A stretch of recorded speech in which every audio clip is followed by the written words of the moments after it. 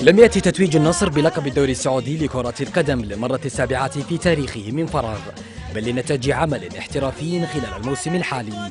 العالمي حقق لقبين من أصل ثلاثة نافس عليها هذا الموسم، إذ استطاع تحقيق كأس ولي العهد من أمام غريمه الهلال، وأيضا حسم لقب الدوري بشكل رسمي قبل خط النهاية بجولة، وابتعد عن أقرب منافسي غريمه اللدود التاريخي الهلال ب4 نقاط. النصر أحرز لقب الدوري إثر فوزه في 20 مباراة وتعادل في 4 منها، وكانت خسارته الوحيدة أمام الهلال الذي حرمه من تحقيق رقم قياسي في عدد مرات الفوز المتتالية، وأيضا تحقيقه للدوري السعودي من دون أي خسارة.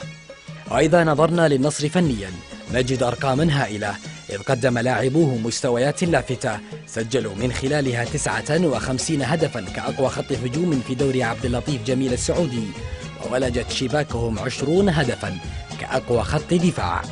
بالأرقام النصر يستحق الجمع بين اللقبين كأس ولي العهد والدوري السعودي. جماهيريا هم الأول، فنيا هم الأفضل، إداريا هم الأميز. واختصارا لهذا الموسم، شمس النصر أخفت الجميع بلا استثناء.